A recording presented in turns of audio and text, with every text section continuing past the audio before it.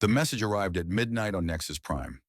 Ambassador Velrath Sindori was sleeping in his quarters when his personal assistant woke him with urgent news.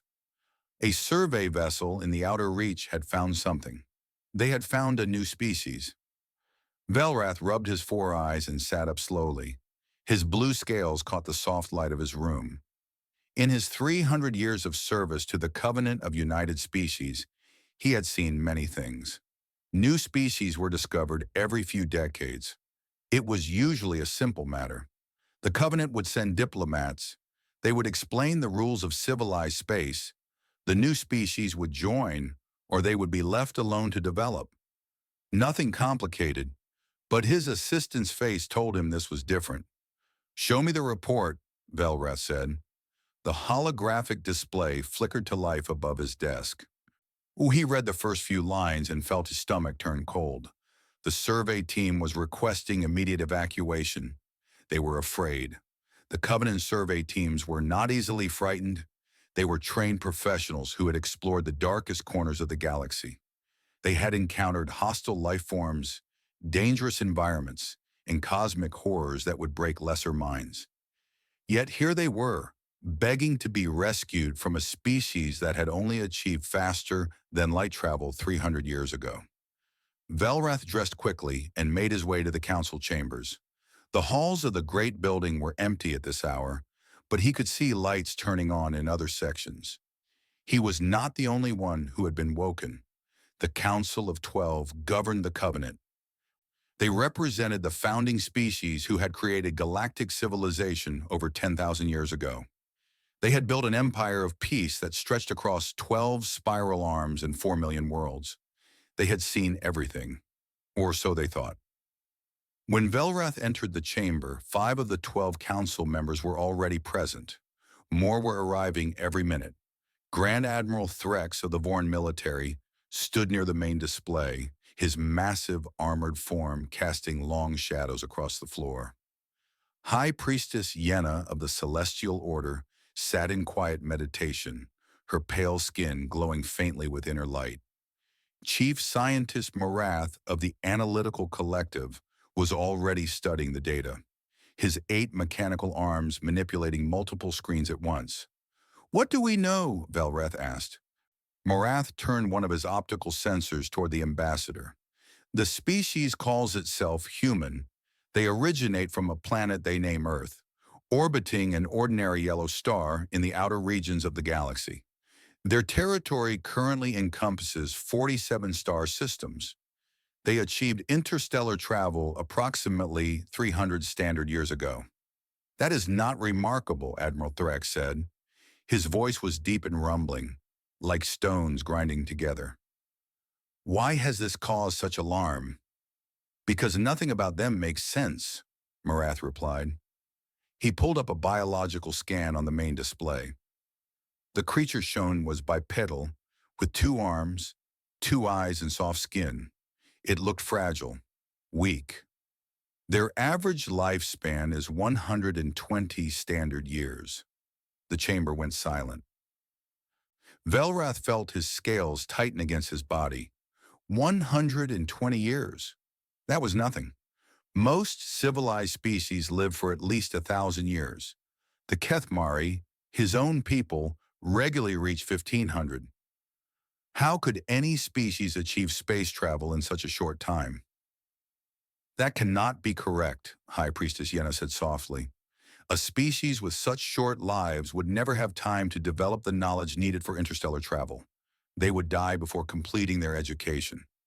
"And yet they have done it," Morath said. "But that is not the most disturbing element of the report." He changed the display to show the planet Earth. "This is their home world." Velrath studied the image. It was a small, rocky planet with large oceans and varied terrain. Mountains, deserts, forests, ice caps. The axial tilt was severe, causing extreme seasonal changes. The tectonic plates were active, causing frequent earthquakes and volcanic eruptions. The atmosphere contained a gas called oxygen, which was highly reactive and potentially toxic. This world is classified as a Category 7 death world, Morath continued. It experiences constant environmental hazards, extreme temperature variations, massive storms. The planet itself is trying to kill everything on it at all times. No intelligent species has ever evolved on a death world, Admiral Threx said. It is not possible. The survival pressures are too extreme. Creatures on such worlds must dedicate all their energy to simply staying alive. Humans did not just evolve on this world, Morris said. They became its dominant species. They conquered every environment on it. They spread to every corner of their planet before they even developed basic technology. They did this while living only 120 years. Velrath walked closer to the display. He examined the biological data more carefully. The humans had no natural weapons. No claws, no fangs, no venom. Their skin was soft and easily damaged. They were slower than most predators. Their senses were limited compared to many species. How did they survive? He asked. We do not know, Morath admitted. Their physical form suggests they should have gone extinct millions of years ago. Instead, they became apex predators. They hunted creatures many times their size. They developed tools, language, and social structures. They built civilizations. Perhaps they are simply very intelligent, Yenna suggested. Intelligence can overcome physical limitations. Their intelligence is above average but not exceptional, Morath said. By galactic standards, they rank in the upper third but nowhere near the top. There are dozens of species more intelligent than humans who have achieved far less. The doors to the chamber opened, and the remaining council members entered. Among them was the eldest, a being known only as the Observer.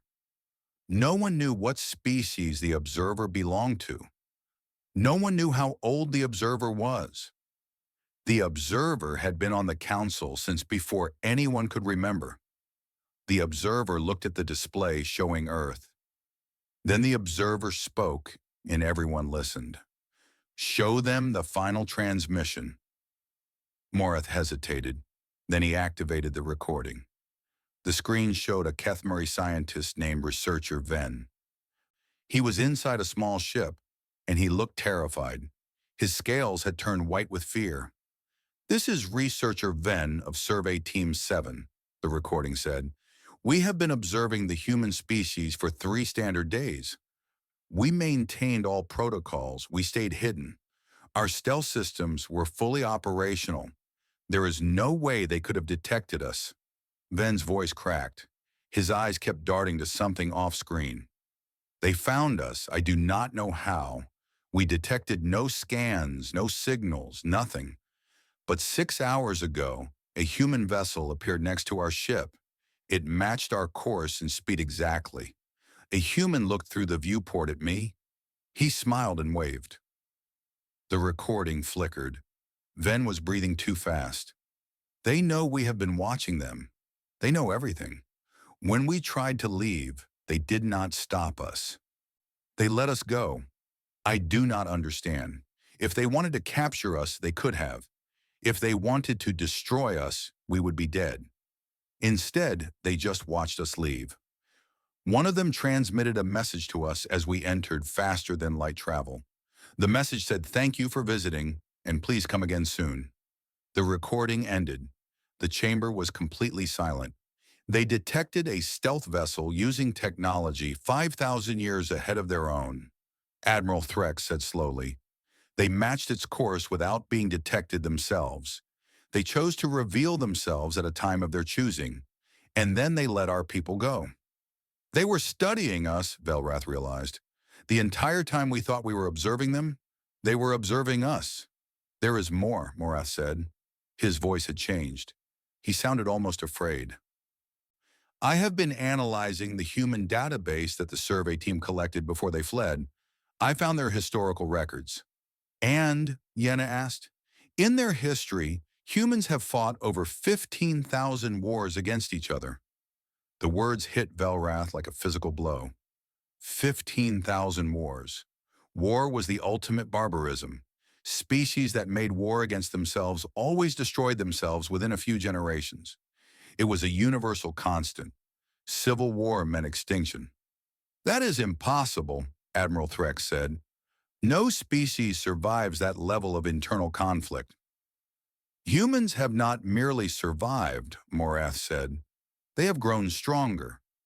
Each war taught them new ways to fight, new ways to kill, new ways to survive being killed. Their military technology advanced more during wartime than during peace. They did not destroy themselves. They used destruction to evolve. Monsters, Yenna whispered. They are monsters. Perhaps, the observer said, or perhaps they are something we have never encountered before. Something that does not follow the rules we thought were universal. A chime sounded through the chamber. An alert. Morith checked his instruments, and his mechanical arms went still. 3 vessels have just appeared at the edge of council space, one he said. They are human ships. They are not armed. How can you be certain they are not armed? Threx demanded. Because they told us. They are transmitting openly on all frequencies. They say they are ambassadors. They wish to speak with us.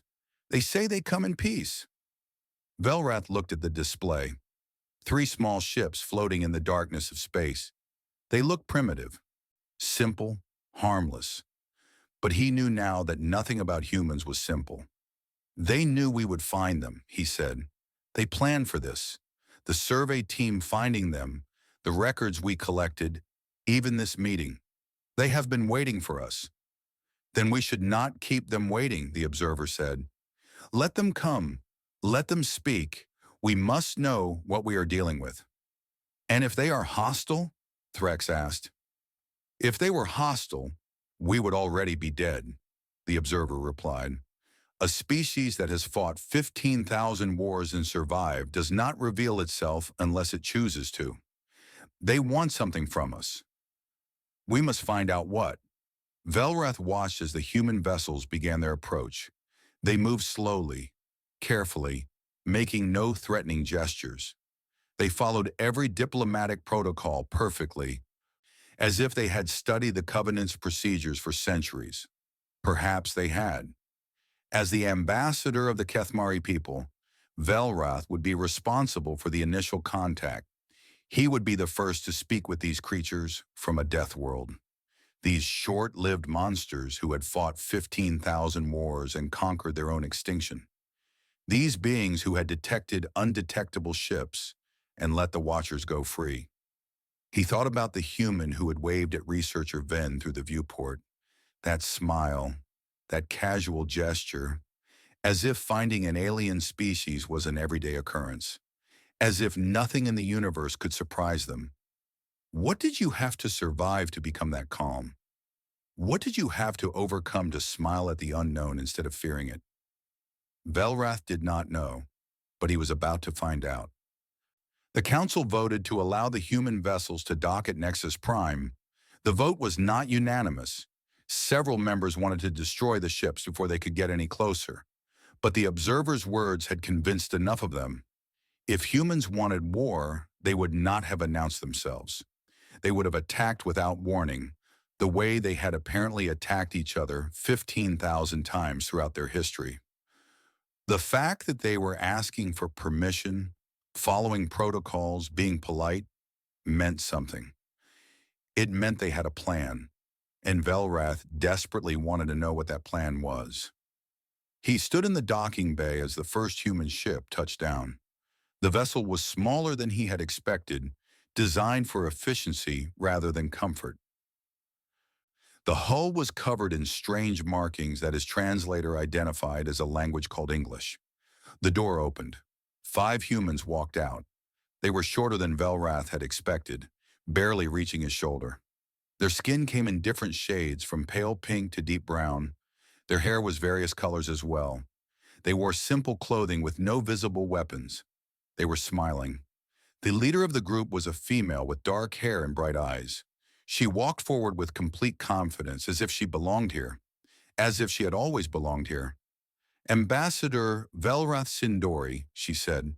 Her voice was pleasant, warm. Thank you for receiving us. I am Director Sarah Chen of the United Earth Diplomatic Corps. We have been looking forward to this meeting for a very long time. Velrath forced himself to remain calm. He had done this thousands of times. He had met with kings and conquerors, scientists and warriors. He was a professional, but he had never met anything like humans. Director Chen, he replied, welcome to Nexus Prime. The Council is prepared to hear whatever you wish to say. Chen's smile widened. Wonderful. We have so much to tell you. She glanced back at her companions, then returned her gaze to Velrath. I hope you have plenty of time, Ambassador. Human history is quite long and quite interesting. She began walking toward the council chambers, not waiting for an escort. She knew exactly where to go. Velrath followed her, his mind racing. They had been watching the Covenant far longer than the Covenant had been watching them. They knew everything about galactic civilization. They had learned the languages, the protocols, the politics. They had prepared for this moment, and now they were here, smiling and polite, ready to reveal themselves to the galaxy. Velrath could not shake the feeling that whatever came next would change everything. The Covenant had stood for 10,000 years. It had survived wars, plagues, and cosmic disasters. It had united millions of species under one banner of peace, but it had never faced humans. As he walked behind Director Chen, watching her confident stride, Velrath wondered if the galaxy was ready for what was coming. He suspected it was not. The Grand Assembly Hall of Nexus Prime was the largest enclosed space in the known galaxy. It had been built 10,000 years ago to hold representatives from every species in the Covenant. Its ceiling stretched so high that clouds formed near the top. Its floor could hold 1,000,000 beings standing shoulder to shoulder. Today it held only a few thousand, but those few thousand represented the most powerful civilizations in existence. They had come to see the humans. Ambassador Velrath stood near the front of the hall, watching as Director Sarah Chen and her 4 companions took their places on the speaking platform. The humans looked impossibly small in that vast space. They should have seemed insignificant. They did not. Chen stood at the center, her hands clasped behind her back. She looked out at the assembled species with calm curiosity, as if she were the one observing them, rather than the other way around. The other humans spread out behind her, equally relaxed.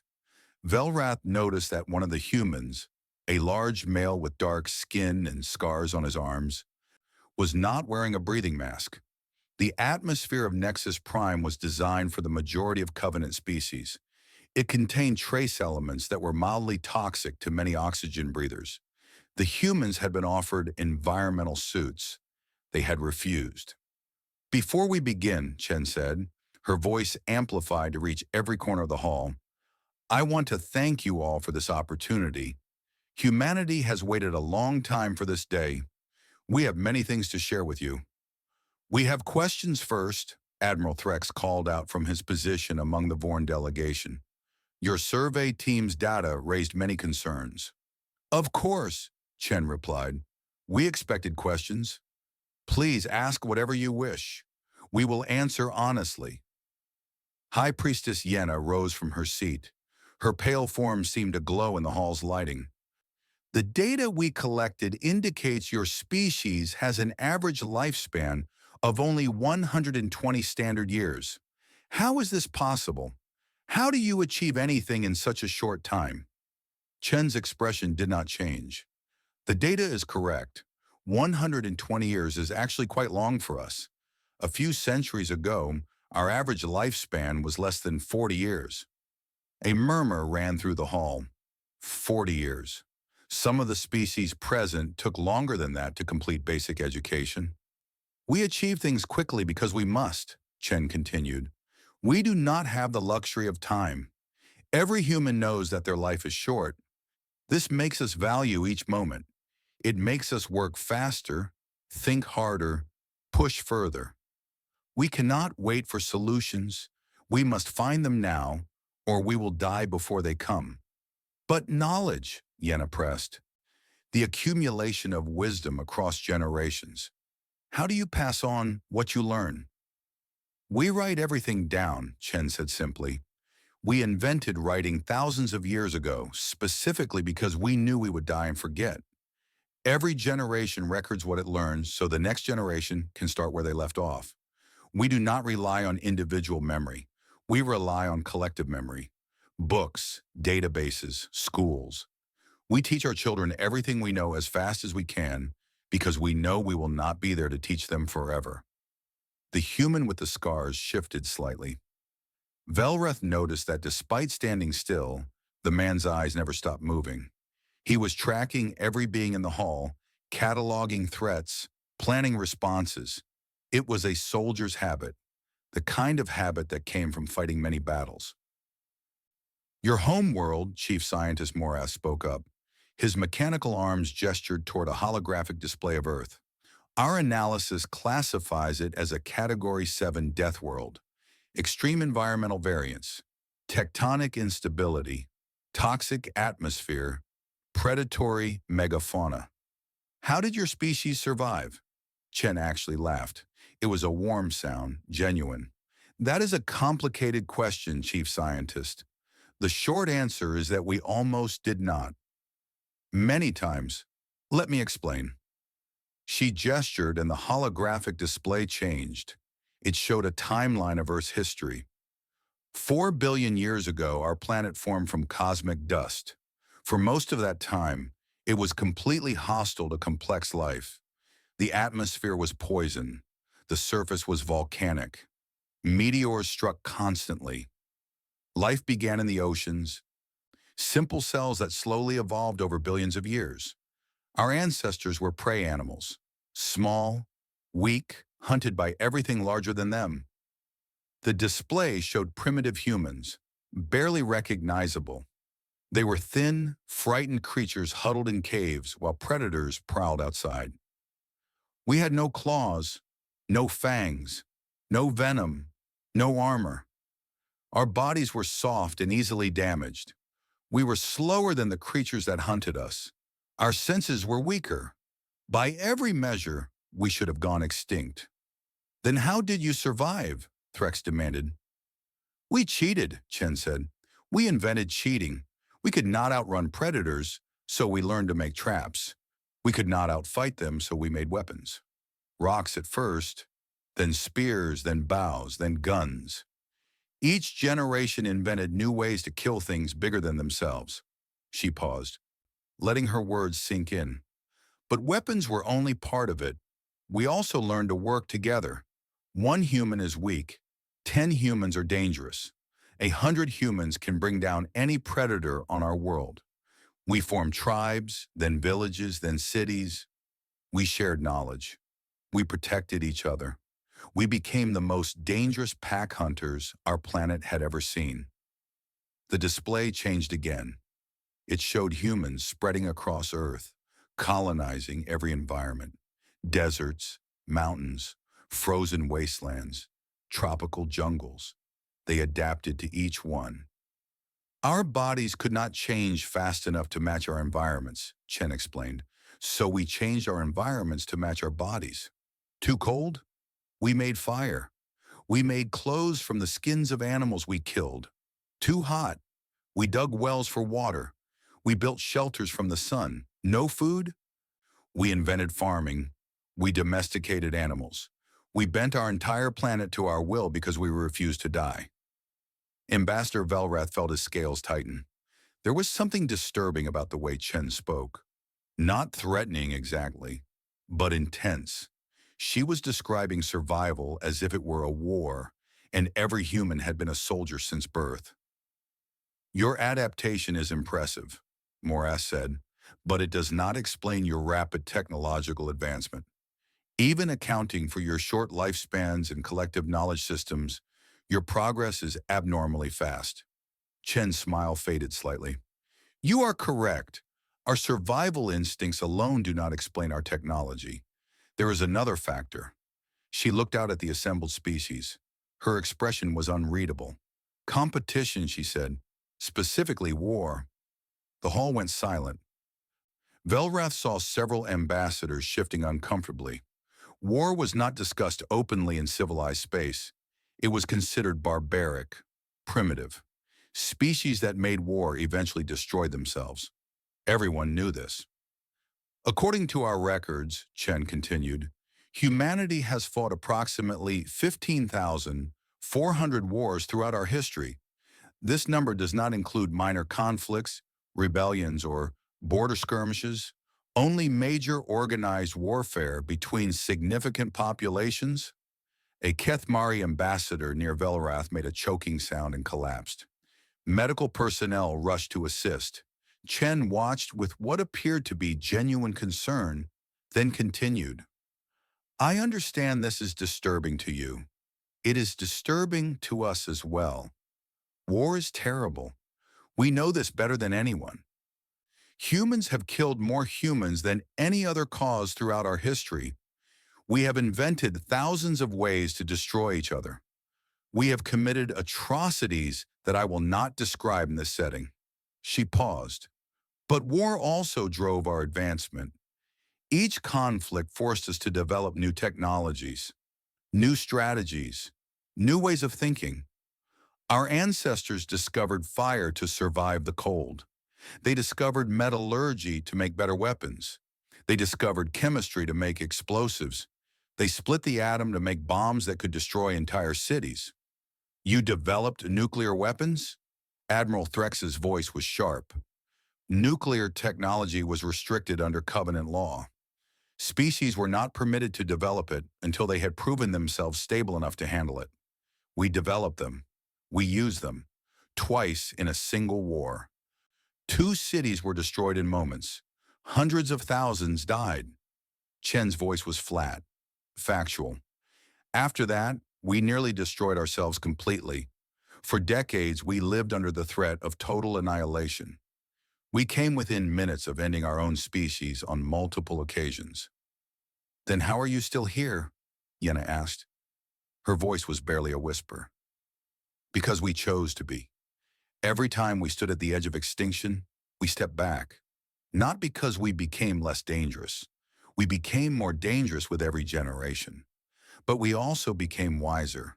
We learned that there were some weapons too terrible to use. We learned that some victories were not worth winning. The scarred human behind Chen spoke for the first time. His voice was deep and rough. We have weapons in our arsenals that we will never use. Biological agents that could wipe out entire planets. Chemical compounds that cause suffering beyond description. Theoretical devices that could crack worlds in half. We developed them because we could. We do not use them because we choose not to. Chen nodded.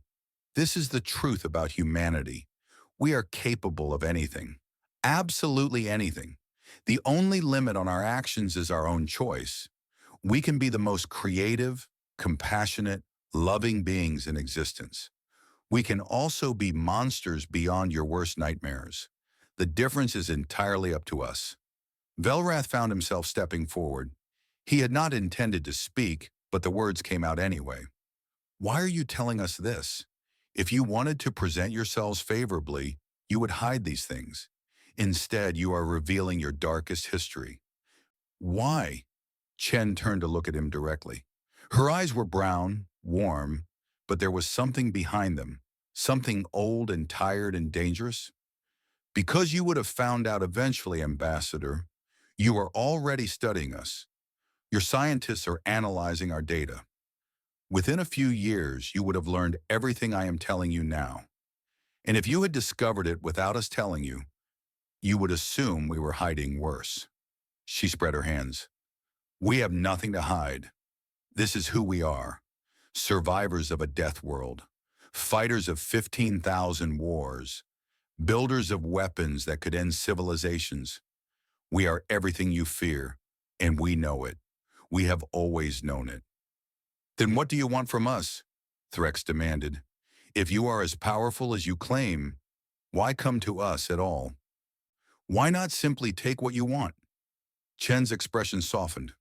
For a moment she looked almost sad. Because we are tired, Admiral. Tired of fighting. Tired of struggling alone. For all of our history, we have had no one to rely on but ourselves. No allies among the stars. No friends in the darkness. Just us, fighting and dying and rebuilding, generation after generation. She looked out at the assembled species again. When we discovered that the galaxy was full of life, full of civilizations that had learned to live in peace, we could not believe it. We had assumed that the universe was as hostile as our homeworld. We thought that survival meant eternal conflict, but you proved us wrong.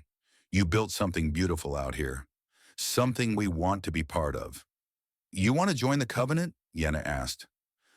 We want to be your friends, Chen said simply. We want to trade with you, learn from you, share what we have learned with you. We do not want to conquer anyone. We have had enough of conquest. We want something different now, something better. The hall was quiet. Velrath could see the conflict on faces throughout the room, fear and hope and disbelief all mixed together. How can we trust you? He asked. Everything you have told us suggests that humans are the most dangerous species in the galaxy. How can we believe that you come in peace? Chen smiled again. This time there was real warmth in it. You cannot trust us, not yet. Trust takes time. We know this. All we ask is that you give us the chance to prove ourselves. Watch us, study us, test us. We will submit to whatever evaluation you require. We have nothing to hide and everything to gain. She glanced at her companions, then back at the assembly. There is one more thing you should know. We did not reveal ourselves because we thought the time was right. We revealed ourselves because we had to. What do you mean? Threx asked. There are factions within human space who want to conquer the galaxy. They are currently a minority, but they exist. They believe that humanity's destiny is to rule over all other species. They see the Covenant as a target, not a potential ally. The tension in the hall spiked immediately.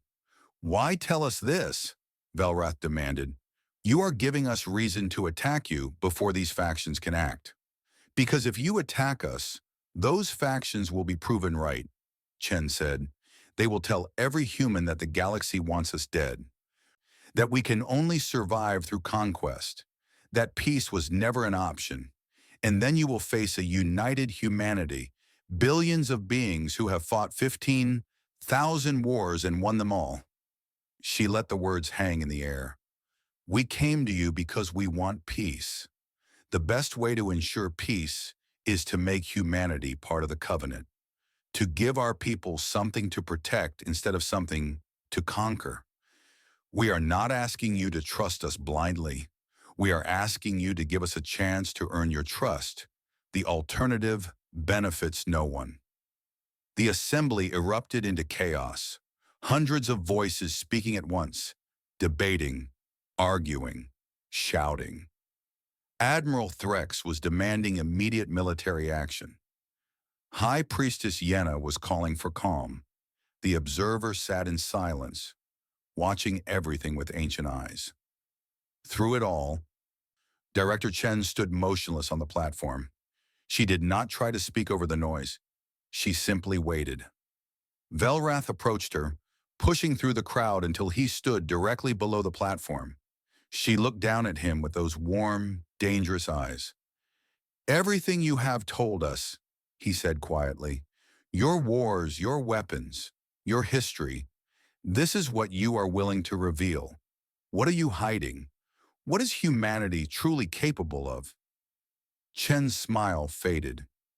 She knelt down so that her face was level with his. Ambassador, everything I have told you is from our history books, what we teach our children, what every human knows. She leaned closer. What we are capable of now is classified, but I will tell you this much. In the 300 years since we achieved interstellar travel, we have not been idle. We have been preparing. For anything, for everything. She stood up again. If you choose to be our friends, you will see that capability used to protect you. If you choose to be our enemies, you will see it used against you. That is the only choice that matters. Velrath felt cold despite the warmth of the hall. He had asked the question, hoping for reassurance. Instead, he had received a warning.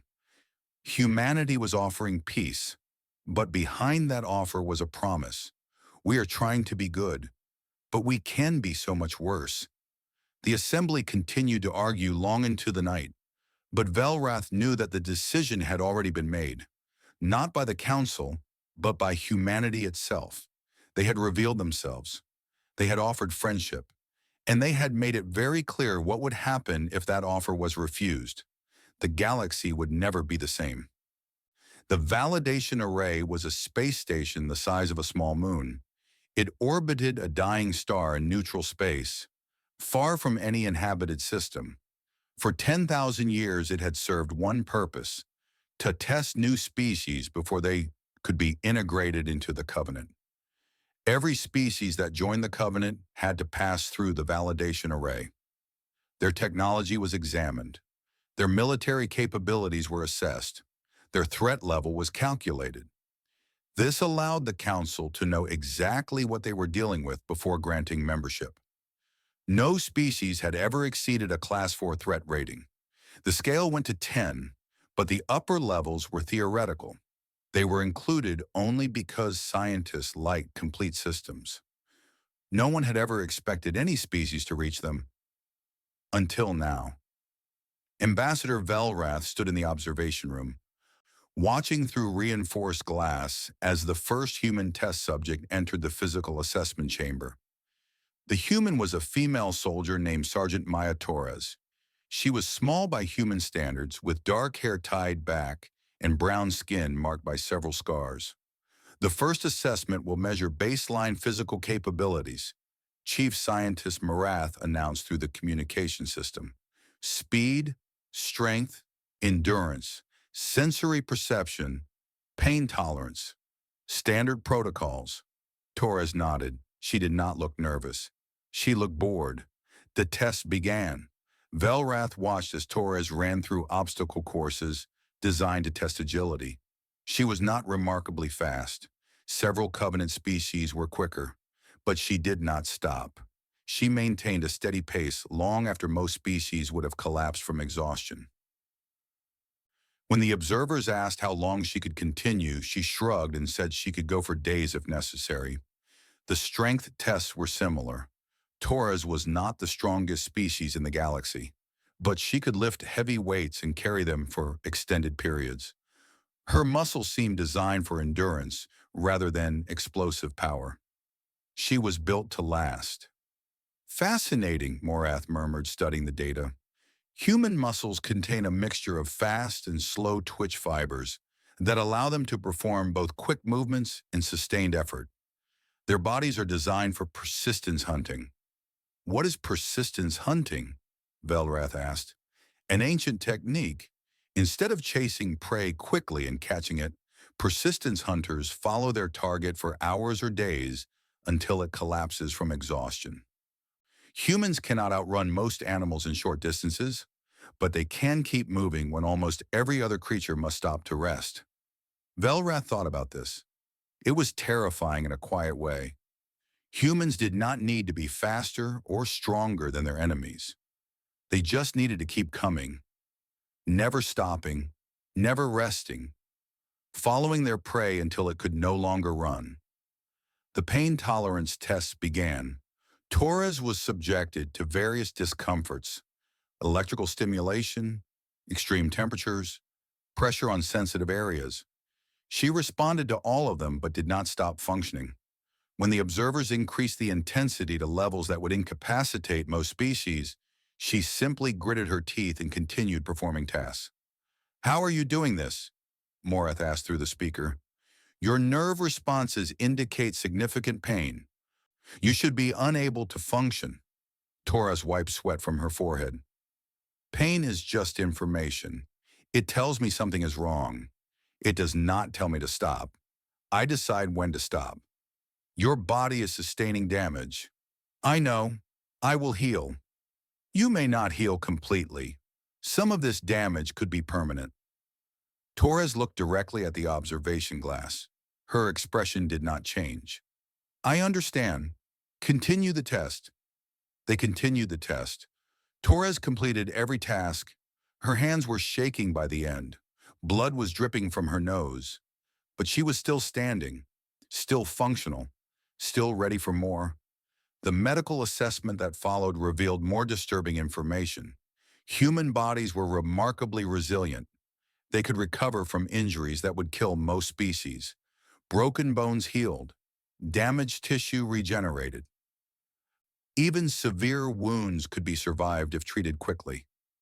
Their healing factor is not exceptional by galactic standards, Morath noted.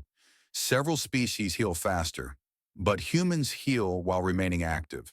They do not need to rest and recover. They can fight and heal at the same time. That should not be possible, Admiral Threx said. He had arrived an hour ago, officially to observe, but clearly because he did not trust the humans out of his sight. The energy required for both activities would be enormous. Humans consume significantly more calories than comparable species, Morath replied. Their metabolism is extremely high. They burn energy constantly, even at rest. This allows them to perform multiple biological functions simultaneously. Velrath looked at Torres, who was now receiving medical attention for her test injuries. She was talking casually with the medical staff, even laughing at something one of them said. She had just endured hours of physical torture, and she was laughing. What kind of species laughed at pain? The psychological assessment began the next day. A fresh human was brought in, a male named Lieutenant James Okonkwo. He was tall and thin, with a calm demeanor and intelligent eyes. The tests were designed to measure mental resilience, sensory deprivation, psychological pressure, simulated scenarios designed to cause stress and fear. These tests had broken hardened warriors from dozens of species. They were considered the most challenging part of the validation process. Okonkwo sat in the isolation chamber for 3 days. No light, no sound, no stimulation of any kind. When he emerged, he seemed slightly annoyed, but otherwise unchanged. "How do you feel?" the observers asked. "Bored," Okonkwo replied. "I spent the time reviewing training protocols in my head, also composed a few poems. Not very good ones, but it passed the time." The psychological pressure tests followed. Interrogation techniques, manipulation attempts, scenarios designed to make subjects feel hopeless, afraid, or alone. Okonkwo responded to all of them with polite patience. "You cannot break what has already been broken and rebuilt," he explained when asked about his resilience. "Humans break all the time. We break as children when we learn that the world is not fair. We break as adolescents when we discover our own limitations. We break as adults when we face failure and loss. But we do not stay broken. We heal. We rebuild. We come back stronger." He smiled slightly. "Your tests are designed to break someone who has never been broken, but every human has been broken multiple times before adulthood. Your techniques are familiar to us. We have already survived them." The simulated torture scenarios began. Velrath could not watch all of them. The methods used were effective against most species. They caused extreme psychological distress without physical harm. Okonkwo endured them all.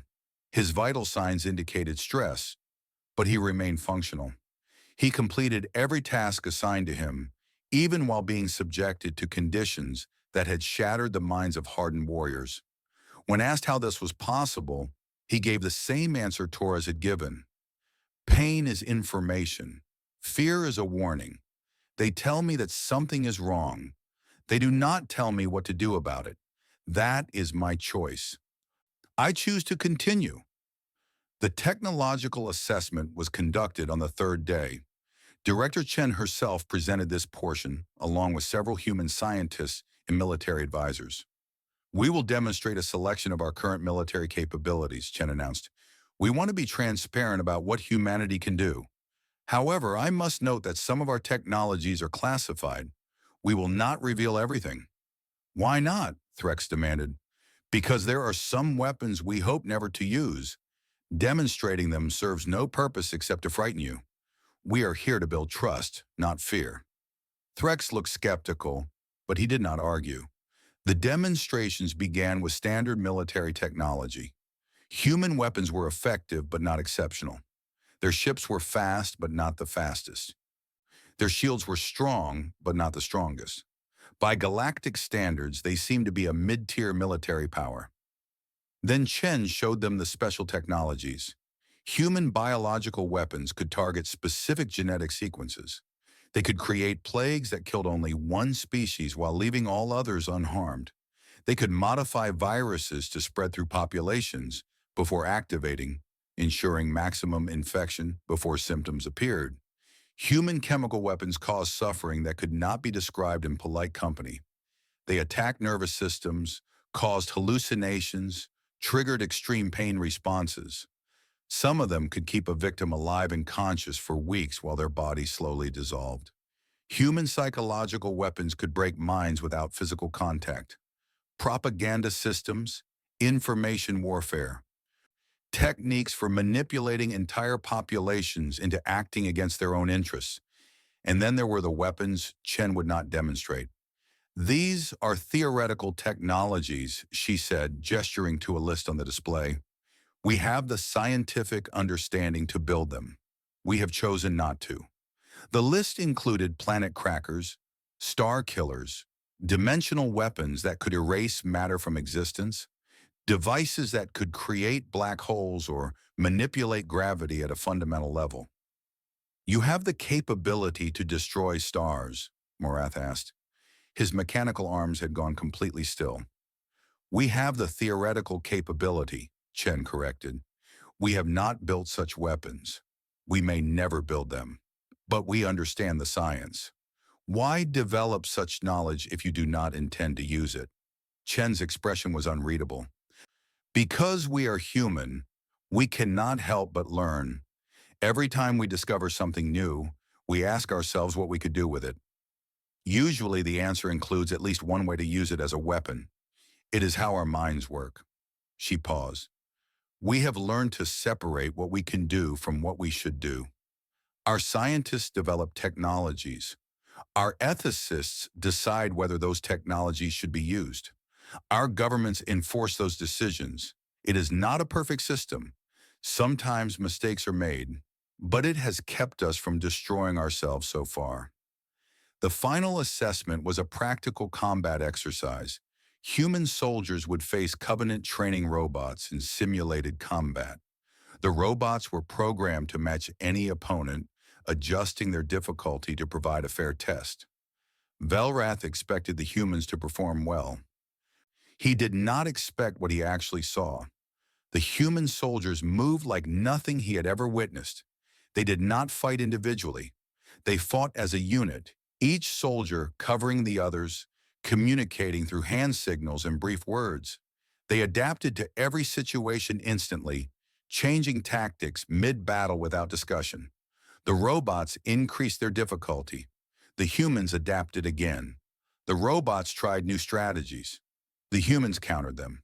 No matter what the robots did, the humans found a way to respond. They are learning in real time, Morath observed. Each soldier is analyzing the robot's patterns and sharing information with the others. They are essentially functioning as a single organism with multiple bodies. That is called squad tactics. The scarred human, whose name Velrath had learned was Commander David Oyalaran, said from beside him. We have been perfecting it for thousands of years. Each soldier is an individual, but in combat, we become something more, something connected. Your soldiers trust each other absolutely, Velrath noted. They have to. In combat, there is no time for doubt. You trust your squad members with your life, or you die. It is that simple. The combat exercise ended with the humans victorious. The training robots had been pushed to their maximum difficulty level and still lost. The human soldiers were battered and exhausted, but they were alive and functional. The assessment was complete. Velrath stood in the observation room as Morath compiled the final report. The chief scientist's mechanical arms moved slowly, as if he did not want to finish. "What is the threat rating?" Threx demanded. Morath was silent for a long moment. "Class 12. The room went cold.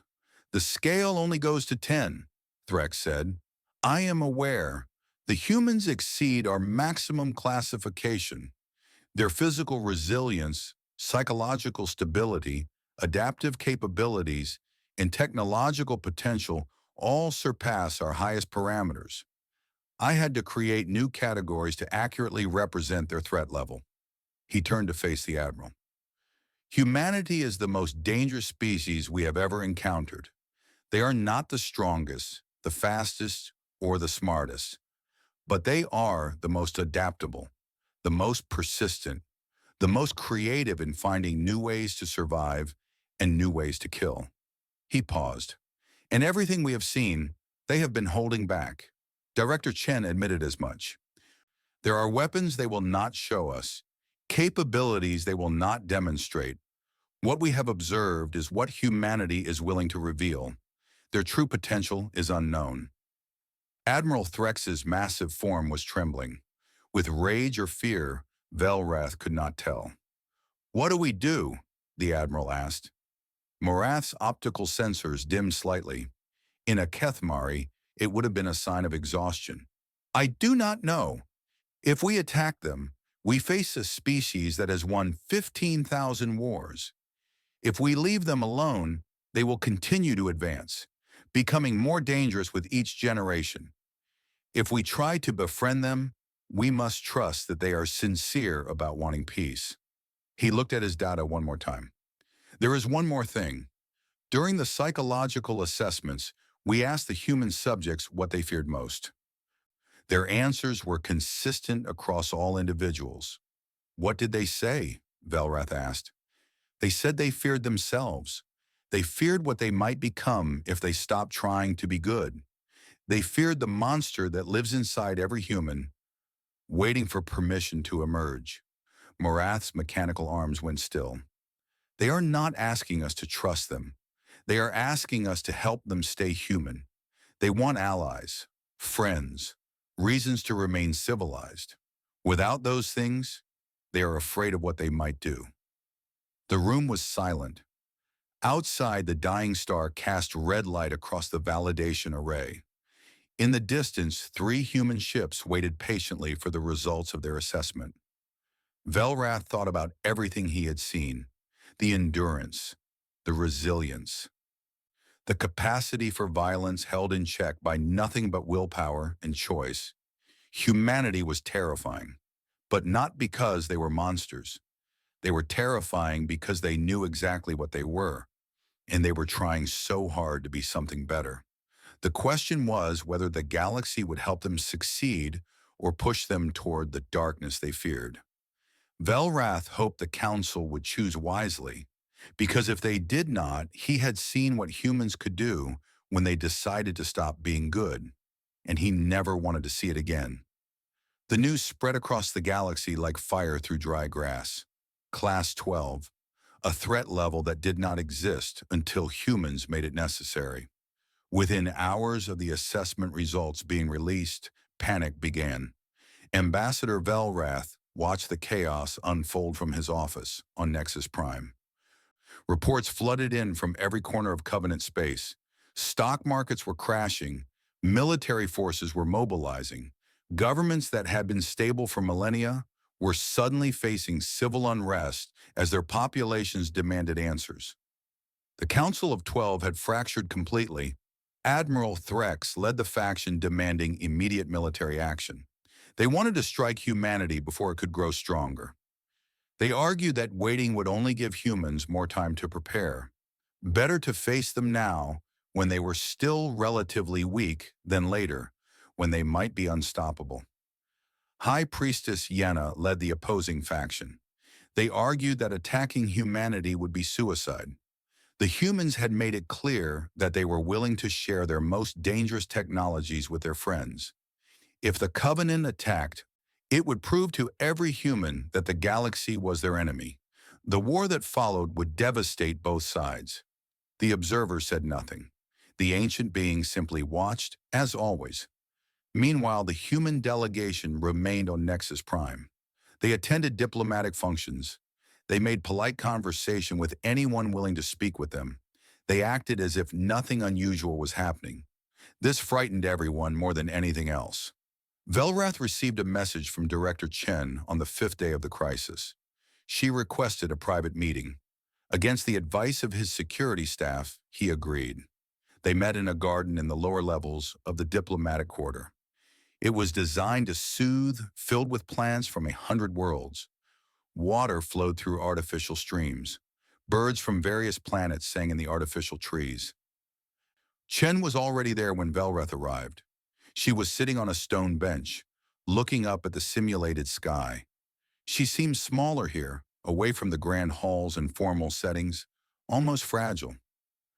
"Thank you for coming, Ambassador," she said without turning around. "I know this was a risk for you." Velrath sat on a bench across from her. "You said you wanted to speak privately. What did you want to discuss?" Chen finally looked at him. Her eyes were tired. The calm confidence she had displayed in public was gone. In its place was something more honest, something vulnerable. "I wanted to explain why we revealed ourselves the way we did. The full truth, not the diplomatic version." "Please do." Chen took a deep breath. "Humanity is afraid. We have been afraid since we first looked up at the stars and wondered what might be looking back. For most of our history, we assumed the universe was hostile. We assumed that any alien species we encountered would try to destroy us. This assumption shaped everything we did." She stood and walked to the edge of a stream, looking down at the water. "When we developed interstellar travel, we found nothing. No aliens, no civilizations, just empty worlds and silent stars. For 300 years, we expanded alone. We built colonies. We strengthened our military. We prepared for a war that never came. And then you found us," Velrath said. "And then we found you. A galaxy full of life. Millions of species living in peace. Everything we had feared, everything we had prepared for, turned out to be wrong." Chen laughed softly. "You cannot imagine what that felt like. Our entire worldview, shattered in an instant." She turned to face him. "Some humans saw the Covenant as proof that peace was possible. They wanted to join you, to learn from you, to become part of something beautiful. But others saw it differently. They saw a galaxy full of potential victims, weak species who had forgotten how to fight, easy targets for a species that had never stopped fighting." "The factions you mentioned in the assembly," Velrath said. "Yes, the conquerors. They call themselves the true ascendancy now. They believe humanity's destiny is to rule the galaxy. They see our violent history not as a shame to overcome, but as proof of our superiority. We survived a death world. We won 15,000 wars. We split the atom and did not destroy ourselves. In their minds, this makes us the rightful masters of all we survey." Chen's voice hardened. "They are currently a minority, but they are growing. Every day they recruit more followers. Every day they become more powerful. And they are watching this crisis very carefully. If the Covenant attacks us, they will be proven right. Every human who wanted peace will have to admit that the galaxy sees us as enemies. And then the true ascendancy will have all the support they need." Velrath felt cold despite the warmth of the garden. "So this was all a gamble. You revealed yourselves hoping the Covenant would choose peace instead of war." "It was the only option that did not lead to disaster," Chen said. "If we had hidden ourselves, you would have found us eventually, and you would have found a divided humanity, some wanting peace and some wanting war. You would have seen us as an uncertain threat and acted accordingly." She sat back down on her bench. "By revealing ourselves openly, by sharing our history and our capabilities, we forced both sides to make a choice. The Covenant must decide whether to attack us or welcome us. Humanity must decide whether to trust the galaxy or conquer it. There is no middle ground anymore. No room for uncertainty." You are gambling with the fate of billions, Velrath said. I am gambling with the fate of trillions, Chen corrected, including every human who will ever be born. Do you think I do not feel that weight? Do you think I sleep well at night? She looked at him directly. I carry the future of my species on my shoulders, Ambassador. Every word I say, every decision I make, could determine whether humanity becomes a force for good in this galaxy or a plague that destroys everything it touches. Some days I can barely breathe under that pressure. Velrath studied her face. He had centuries of diplomatic experience. He had learned to read beings from hundreds of species. And right now, everything he saw told him that Chen was telling the truth. Why are you telling me this? He asked. I am just one ambassador among thousands. Because you asked me a question during our first meeting. You asked what humanity was hiding, what we were truly capable of. I could not answer you then, not in public, but I can answer you now. She leaned forward. What humanity is truly capable of is anything, absolutely anything. We have no natural limits. Our biology does not restrict us. Our psychology does not restrict us. Our culture does not restrict us. We can become saints or monsters, builders or destroyers. The only thing that determines which path we take is choice. Her voice dropped to almost a whisper. Do you know what the most frightening thing about humans is, Ambassador? It is not our weapons. It is not our resilience. It is not our capacity for violence. The most frightening thing is that every single human knows this about themselves. Every one of us carries a monster inside. Every one of us has looked into the darkness of our own soul and seen what we could become. She paused. We do not fear you. We do not fear the Covenant or its military or its technology. We fear ourselves. We fear what we might do if we decide that being good is not worth the effort. We fear the day when we stop trying to be civilized and let the monster out. Velrath did not know what to say. He had negotiated with tyrants and madmen. He had faced down threats from species that wanted to destroy everything he held dear. But he had never encountered anything like this. A species that was terrified of its own potential. A species that built its entire civilization around controlling the darkness within. You want our help, he finally said. Not our submission, not our fear. You want us to give you reasons to stay human. Chen nodded slowly. We need friends, Ambassador, not subjects. Friends who will remind us why peace matters. Friends who will give us something to protect instead of something to destroy. Friends who will help us be better than our nature. She stood up and walked to stand directly in front of him. I cannot promise that humanity will always choose wisely. We have failed before. We will fail again. But I can promise that we will try. Every day, every generation, we will try to be good. All we ask is that you give us the chance. Before Velrath could respond, his communication device activated. Emergency transmission. Priority 1. He answered it. The face of a council aide appeared, pale and frightened. Ambassador, you must return to the council chambers immediately. There has been an attack. What attack? Where? A human battle group has crossed into Covenant space. They have attacked a civilian station in the Veritas system. 3 million souls are at risk. Velrath felt his heart stop. He looked at Chen. Her face had gone white. The true ascendancy, she whispered. They move faster than we expected. Director Chen, you must come with me, Velrath said. The council will demand answers. I know. Chen's voice was flat, controlled, but her hands were shaking. I know. They walked through the gardens together, neither speaking. Velrath's mind was racing. Everything Chen had told him, all her explanations and reassurances, suddenly seemed hollow. The monsters had slipped their leash. Humans were attacking civilians. The nightmare scenario was unfolding. When they reached the council chambers, Chaos had already erupted. Admiral Threx was shouting orders to his fleet commanders. Yenna was attempting to coordinate evacuation efforts. The observer sat in silence, watching everything.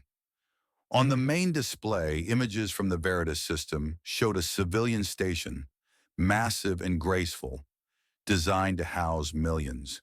Human warships surrounded it. Weapons were powered, threats were being broadcast.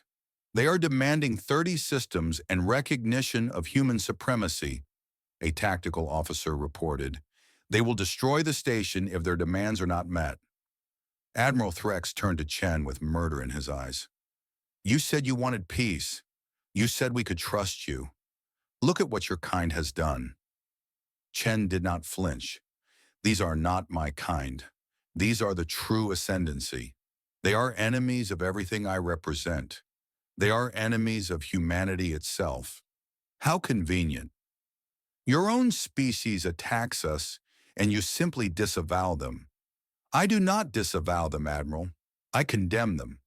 Chen's voice was ice. And with your permission, I will deal with them. The chamber went silent. Deal with them? Velrath asked. How? Chen turned to face the entire council. Her earlier vulnerability was gone. In its place was something harder, something dangerous. You have seen what humanity can do. Our tests, our demonstrations, our weapons. But you have not seen what we do to our own kind when they threaten innocence. She looked at the display showing the besieged station. We have been policing our own monsters since before we discovered fire.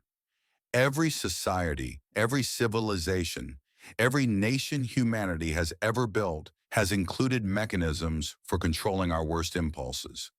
Laws, prisons, executions. We know better than anyone how dangerous we can be, and we know how to stop ourselves. What are you proposing? The observer asked. It was the first time the ancient being had spoken since the crisis began. Allow me to contact my government. Allow me to request intervention. If the true ascendancy wants to prove that humanity cannot be trusted, let them face the humans who have dedicated their lives to proving the opposite. Admiral Threx laughed bitterly. You want us to trust one group of humans to fight another group of humans? How do we know you will not simply join forces against us? You do not know, Chen admitted. You cannot know. All you can do is watch and see. She looked at the station again. 3 million lives hanging in the balance. Give me 1 hour. If I cannot resolve this situation, you may do whatever you think is necessary, but give me the chance to show you what humanity does to its own monsters. The council debated for exactly 3 minutes. They had no real choice. The nearest Covenant fleet was days away. The true ascendancy could destroy the station at any moment. Chen was offering the only possibility of a quick resolution. They gave her the hour. Velrath watched as Chen activated a communication channel using equipment far more advanced than anything she had shown during the assessments. She transmitted a single message, encrypted in ways the Covenant systems could not decipher. Then she waited. 47 minutes later, sensor alarms began screaming across the council chamber. Ships were appearing around the true ascendancy fleet, not Covenant ships, human ships. Dozens of them, materializing from empty space as if they had been hiding in the fabric of reality itself. Where did they come from? Threx demanded. We detected nothing. They were already there, Chen said quietly. They have been there for months, watching, waiting, just in case. On the display, the newcomers began to move. They did not attack immediately. They positioned themselves with surgical precision, cutting off every escape route, neutralizing every advantage the true ascendancy possessed. A transmission came through from the lead ship. A human male appeared on screen. His face was calm, almost bored, but his eyes were ancient, hard, the eyes of someone who had done terrible things and made peace with them long ago. True Ascendancy Vessels. This is Commander Marcus Webb of the Human Security Initiative. You have attacked innocent civilians. You have threatened the peace between humanity and the Covenant. You have shamed our species before the entire galaxy. He paused. You have one choice. Surrender unconditionally and face justice, or resist and face us. The True Ascendancy leader responded. He was a large man with fanatical eyes and a booming voice. You cannot stop us, Webb. We are the future of humanity. We are what humans were always meant to be. You are the ones who betrayed our nature. Webb's expression did not change. You have 10 seconds to decide. We will never surrender to traitors. We will show the galaxy what humanity can really do when it stops pretending to be civilized. Webb nodded slowly. So be it. The battle began. It lasted 11 minutes. Velrath watched in horrified fascination as the Human Security Initiative dismantled the True Ascendancy fleet. They did not simply defeat them. They took them apart piece by piece with a precision that suggested they knew exactly how the enemy ships were built and exactly how to disable them. Surgical strikes neutralized weapons. Boarding pods penetrated hulls at precise weak points. Within minutes, the True Ascendancy ships were crippled, their crews being subdued by teams that moved through corridors like shadows. When it was over, the station was untouched. 3 million civilians were safe. The True Ascendancy leader was in custody, along with his entire command staff. Webb's face appeared on the council display again. Director Chen, the situation is resolved. All hostile personnel are secured. The station is safe. We are returning to standing watch positions. Chen nodded. Thank you, Commander. Please ensure the prisoners are treated according to protocol. They will face justice on Earth. Understood. Webb's eyes moved slightly as if he were looking at something beyond the camera. The council is watching, I assume. They are. Webb's expression softened almost imperceptibly. Then let me say this directly to them. What you have witnessed today is what humanity does to its own monsters. We do not tolerate those who threaten innocence. We do not excuse violence against the helpless. And we do not let our worst members define who we are. He paused. We are not asking for your trust. We are showing you what we do to earn it. Watch us, judge us by our actions, and decide for yourselves what kind of species we are. The transmission ended. The council chamber was completely silent. Admiral Threx looked as if someone had struck him across the face. High Priestess Yenna was crying, her tears glowing with inner light. Even the observer seemed moved, though it was impossible to read the ancient being's expression. Chen turned to face them all. This is what humanity can really do. Not just destruction, not just violence, control, discipline. The ability to turn our most dangerous capabilities against those who would misuse them. She looked at Velrath directly. We are not asking you to trust us blindly. We are asking you to give us a reason to keep being good. Help us be better than our nature, and we will spend every day proving that we are worth the chance. Velrath thought about everything he had seen, the power, the precision, the terrifying efficiency of humans hunting their own kind. And beneath it all, the desperate hope that someone would help them stay human. For the first time since this crisis began, he felt something other than fear. He felt hope. Maybe, just maybe, the galaxy had found its guardians. The Veritas system was quiet now. The damaged station had been stabilized. Repair ships were already on their way. 3 million civilians were safe, going about their lives as if nothing had happened. Most of them would never know how close they had come to dying. Ambassador Velrath stood on the observation deck of the Covenant diplomatic vessel, watching the human ships maintain their silent vigil around the system. They had not left after the battle. They simply returned to their watching positions and went still, like predators waiting patiently for their next hunt. Director Chen stood beside him. She had not slept since the crisis began. Dark circles had formed under her eyes, but she refused to rest until she had spoken with him one final time. "You asked me a question once," she said softly. "You asked what humanity was truly capable of. I think you finally have your answer." Velreth considered his response carefully. "I thought I knew what I would see. Violence, destruction, the monsters you warned us about. And what did you see instead?" "I saw something far more frightening." He turned to face her. "I saw control. I saw a species that has turned its most dangerous instincts into weapons against itself. I saw hunters who hunt their own kind to protect the innocent." Chen nodded slowly.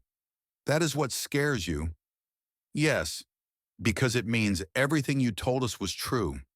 Humanity is capable of anything, and the only thing that determines what you do is choice. Your choice." He looked back out at the silent ships. The true ascendancy thought they were showing the galaxy what humanity could do without restraint. Instead, they showed us what happens when humanity decides to restrain its own. The monsters did not win today. The monster hunters did. Chen was quiet for a long moment. When she spoke again, her voice was barely above a whisper. "Commander Webb lost his entire family to human violence. His wife, his children, his parents, all of them killed in a terrorist attack when he was young. He could have become a monster himself. He had every reason to embrace the darkness." She looked at him. "Instead, he dedicated his life to protecting others from what happened to him. He became the thing that monsters fear, not because he is good, not because he is kind, but because he chose to use his rage for protection instead of destruction. And if he had chosen differently, then he would be in custody right now, along with the true ascendancy leadership. We do not discriminate. Anyone who threatens innocence faces the same justice, regardless of their reasons." Velrath thought about this. A species that could produce both Webb and the true ascendancy leader from the same raw material, the same biology, the same history, the same potential. The only difference was choice. It was terrifying, and somehow it was also beautiful. "The Council will meet tomorrow," he said. "They will decide humanity's fate. Or rather, they will decide how the Covenant responds to humanity." "I know. I have been preparing my final statement." "What will you say?" Chen smiled tiredly. "The truth, nothing more, nothing less." The council chamber was full when Chen took the speaking platform the next day.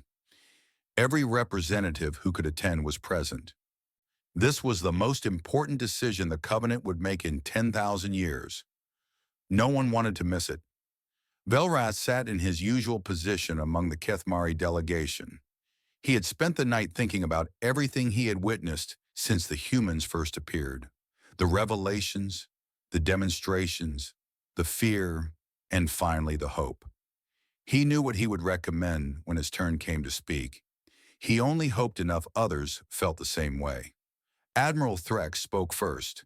His massive form seemed smaller somehow, diminished by what he had witnessed in the Veritas system. "I came to this chamber prepared to demand humanity's destruction," he began. "I believed they were a threat too great to be allowed to exist. I believed that their capacity for violence made them our enemies, regardless of what they claimed to want." He paused, his armored fists clenching and unclenching. "I was wrong. Not about their capacity for violence. That is real. What I was wrong about was what that capacity means." He looked at Chen. "Every species in this chamber has fought wars. We have all killed. We have all destroyed. The difference is that most of us stopped because we ran out of enemies or ran out of strength. We did not choose peace. We had peace forced upon us by circumstance." His voice dropped. "Humanity is different. They have never run out of strength. They have never been forced to stop fighting. Every moment of peace they have ever experienced has been a choice. They choose to be civilized every single day, despite having the power to do otherwise. He turned to address the full council. I have been a warrior for 400 years. I have faced enemies from across the galaxy, but I have never encountered anything like humans. They frighten me more than any species I have ever fought, and I believe we should welcome them as allies. A murmur ran through the chamber. Admiral Threx advocating for peace with the humans was unprecedented. Even those who shared his opinion had not expected him to be the one to voice it. High Priestess Yenna spoke next. Her pale form glowed with inner light as she addressed the assembly. I serve the celestial order, which teaches that all life is sacred. When I first heard of humanity's history, I was horrified. 15,000 wars, weapons capable of ending worlds. A species that had nearly destroyed itself multiple times. She smiled softly. But I have learned something in these past weeks. The measure of a soul is not in the darkness it contains. It is in the light it chooses to show despite that darkness. Humanity is not defined by its capacity for violence. It is defined by its endless struggle to overcome that capacity. She gestured toward Chen. Director Chen told me something in private that I would like to share with this assembly. She said that every human carries a monster inside, that they spend their entire lives trying to keep that monster contained, that their laws, their ethics, their entire civilization exists to help them make the right choice every day. Her voice trembled slightly. That is not the description of monsters. That is the description of saints. Not beings who are naturally good, but beings who fight to be good despite every instinct telling them otherwise. That is a struggle I understand. That is a struggle every species understands. She looked out at the assembly. I believe humanity deserves our compassion, not our fear. I believe they need our help to win their internal battle. And I believe that if we give them that help, they will become the greatest protectors this galaxy has ever known. More voices spoke. Some demanded caution. Others wanted stricter oversight. A few still called for military action, though their arguments seemed hollow after what had happened in the Veritas system. Then the observer rose. The ancient being rarely spoke. When the observer did speak, everyone listened. The chamber fell completely silent. I have watched civilizations rise and fall for longer than any of you can imagine, the observer began. I have seen species at their best and their worst. I have witnessed genocides and golden ages, and I have never in all my years encountered anything like humanity. The observer's voice was soft but carried to every corner of the vast chamber. Most species evolve toward peace or destruction. They either learn to control their violent impulses or those impulses consume them. It is a natural process, as inevitable as the death of stars. The observer looked directly at Chen. Humanity has done neither. They have not overcome their violence. They have embraced it. They have made it part of themselves. But instead of letting it destroy them, they have learned to direct it, to control it, to use it as a tool rather than be used by it. The observer paused. This is unprecedented. It suggests possibilities that we have never considered. A species that could harness the destructive potential that destroys others. A species that could turn the darkness into a weapon for light. The ancient being's voice grew stronger. The galaxy has been at peace for 10,000 years. We have grown comfortable, safe. We have forgotten what it means to truly struggle for survival. But the universe is vast and old, and we are not alone in it. There are threats beyond our borders that we have never faced, dangers that would destroy everything we have built. The observer looked out at the assembly. I believe humanity was not a random discovery. I believe they were meant to be found. The galaxy needs protectors, warriors who have not forgotten how to fight, guardians who can face the darkness without becoming it. The observer sat back down. Humanity is not our enemy. They are our salvation, if we are wise enough to see it. The vote was held that evening. The result was not unanimous. Nothing involving billions of lives ever is. But the majority was clear. Humanity would be granted provisional membership in the Covenant of United Species.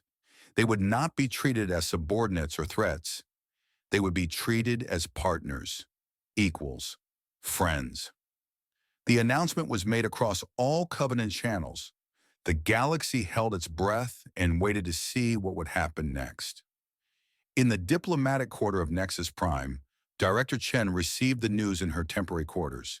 She read the official declaration 3 times before allowing herself to believe it was real.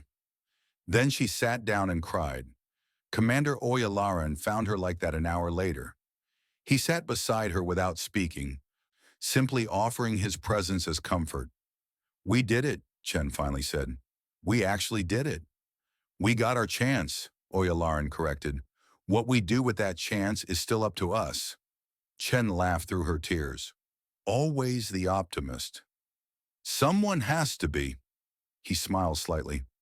The true ascendancy is not going to disappear because we won one battle. There will be more challenges, more tests, more chances for humanity to fail. I know, Chen wiped her eyes. But for the first time in my life, I believe we might succeed. We have friends now, real friends, a galaxy full of species who see us not as monsters, but as people. Damaged, dangerous people, but people nonetheless. She looked out the window at the alien city spread before her. That matters more than any weapon we could ever build. It gives us something to protect, something worth being good for.